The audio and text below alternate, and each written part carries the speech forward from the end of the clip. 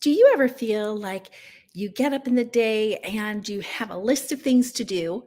And in that process, you feel like you're being pulled in one direction, another direction, and you can't really seem to get the things done that you desire to get done and that you really want to have uh, the accomplishment of saying, I got this done, it's done well, and I'm feeling good about that. If that is where you're feeling, I would love to invite you with me for the next few minutes as I share with you three things stopping your productivity. I'm Dollie Freeman. I'm the host of Charlotte Mason Mastery, and I would love the opportunity to give you three things that are really going to help you with productivity and help you to just eliminate those things that are standing in your way. But before I do that, I want to make sure that you understand what productivity is and what it's not. So, productivity is, in fact, the sense of accomplishment of getting things done. But what's happening within the homeschooling community is that we're focusing more on our homeschooling lessons, our things that we need to get done, more as a checklist and not as a quantity. We're looking more at quantity and not quality. So, as you're processing your year, as you're planning out the things for your home, what I'm going to be sharing with you today is going to give you things to look at and making sure that you're knowing that you're not stopping productivity, but what you should be doing to actually help productivity in the process. When you understand that productivity is quality, not quantity, you will then understand where it is that your effort should go.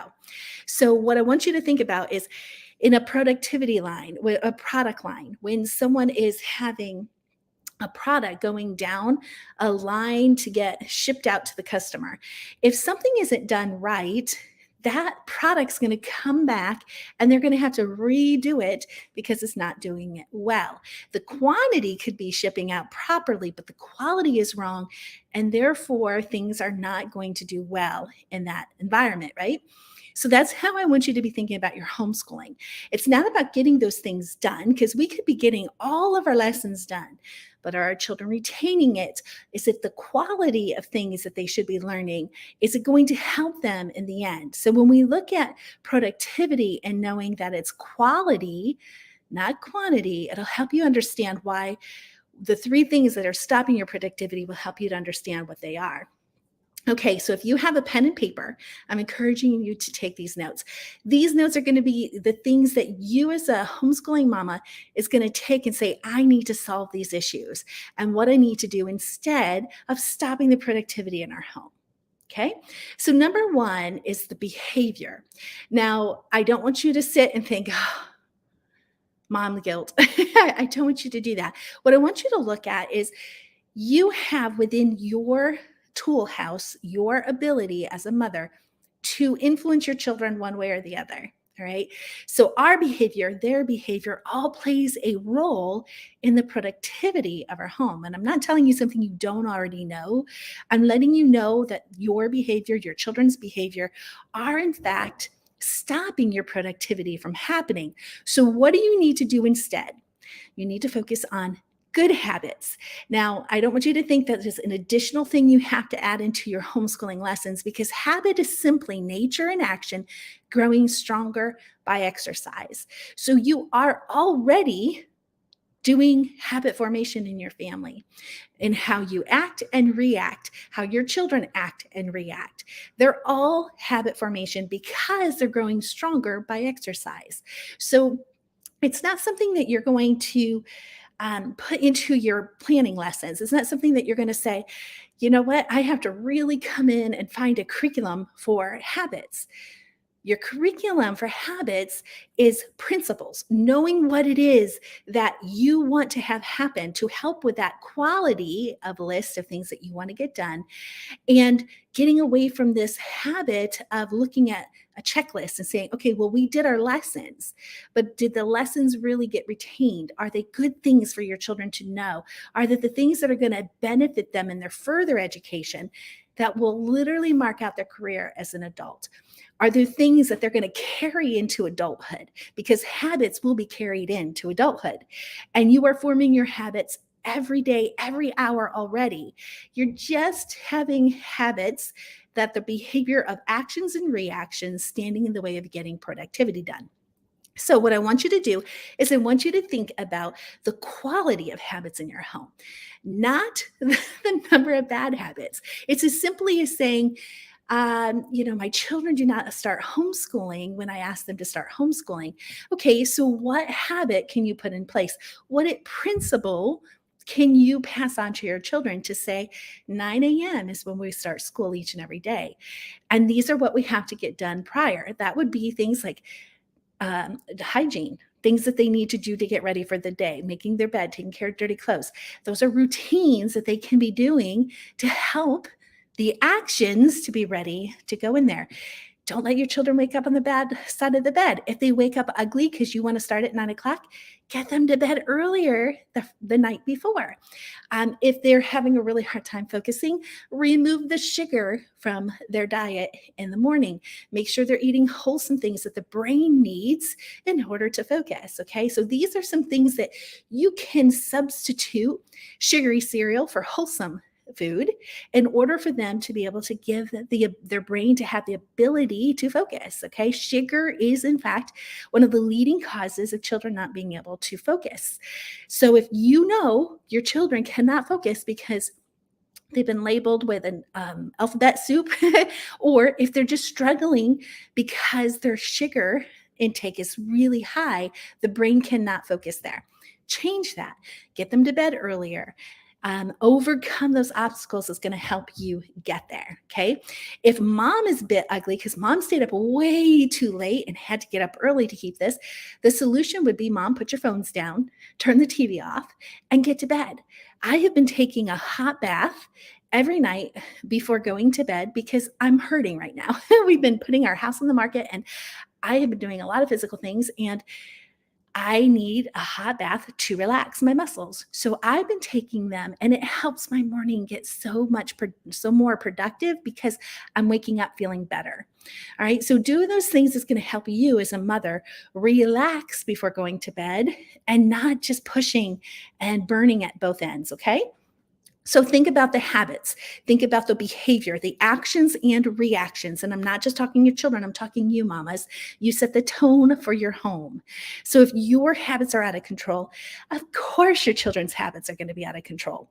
We need to fix us before we fix our kids. Now, that's not to say that because you're a mess doesn't mean you can't expect more from your children. Every one of our children outpaced us in our habits at all the ages. So what that means is our children at 12 surpassed my habits at 12. My children at 28 surpassed my habits at 28. So it's not going to hold us back. It's just going to help us to become intentional and consistent. When we meet those habits, it doesn't matter what we're still trying to overcome with our actions or reactions, okay? Number 2 is lesson lengths. I cannot stress this enough. We think productivity is marking off the things. It's not. If our children's brains have become fatigued and we make them sit at their math lessons for 45 minutes, it's because the children do not know their lessons to be able to get it done in the 20 minutes. So that you keep pushing it to 45 minutes and guess what happens? All the questions are wrong and they have to redo it. That's not productivity just because you marked it off the list. Productivity means quality. Was the work quality work? If it's not, adjust that length lesson to where it fits their attention span and ensuring that there's perfect execution along the line so that you're having quality, not quantity.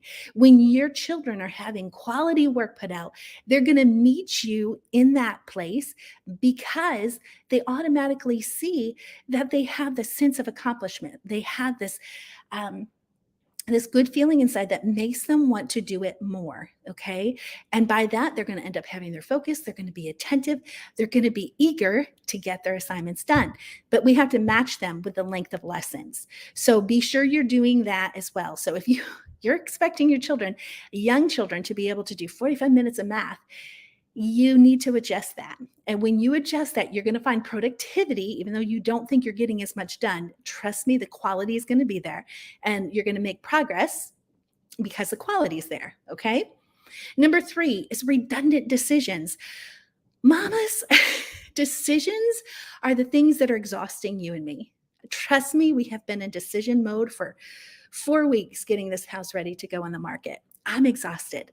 I'm purely exhausted. The other day, I hit a wall emotionally, physically, and I was struggling. My actions and reactions were not in the best place. And my husband went to do one more run to the dump, and on the way, he sensed it. And I have been communicating with him that the amount of decisions I have during this process is exhausting me. And he sent me a sweet little text. He goes, I'm bringing dinner home. That was one decision that just was like, whew, that's one less thing I have to think about today. Imagine if you approached your homeschooling or any part of your life with saying, I have made that decision more than one time. I'm going to make it one time and remove redundant decisions. When you do that, your productivity is going to go skyrocketing because you are being able to come into something already knowing what it looks like, already knowing what's expected. Your actions are aligning with your intentions, helping you to become consistent, right? So if you heard me talk about the behavior and I mentioned to you, actions and reactions, these redundant decisions keep us making emotional decisions at the seat of our pants, and they're never the right ones. I don't know if you've ever made emotional decisions that matter. They are really bad. So if we're constantly making emotional decisions in our day, you are really causing a lot of problems within your home. So what I want to recommend that you do, take a step back, consider all of the redundants. Some of those would be meal plannings, chores, responsibilities around the house, the time of day you do what, your commitments outside of the house. All of these things matter and keep us exhausted and keep us making emotional decisions and keep us making those decisions time and time again and keeping us from those very things that matter the most. Okay. And when we make those redundant decisions, our actions and reactions line up because we all of a sudden became intentional and consistent because the efforts are gone. So these are the three things. I'm going to go through them again: behavior, lesson length, and redundant decisions. Those are the three things that are stopping you from being productive. When you as a homeschool mom can align yourself with those three things, automatically your children are going to start seeing those and emulating you as well because you're the best influence to them. So I want you to work on those things. And I also want to let you know, we have only one more episode for Charlotte Mason Mastery. We have one more episode in the planning series that I've been working on. I am rebranding to Wholesome Influences, if you have yet to hear that. Some amazing things are coming, and I'm feeling really led in this season of our family's life to put what I teach on podcast and to get into the place where I'm talking more about just homeschooling, but talking about things that matter the most to parents that will help your children have those wholesome influences and you have those wholesome influences that create the calming influence in the crazy world we live in, as well as equipping you to do what you need so that we're not conforming to this world, so that we're leading our children in the right way so that they can grow to fruitful purpose. So be watching. You might be seeing some things already switching over. So be watching for that because it's coming soon.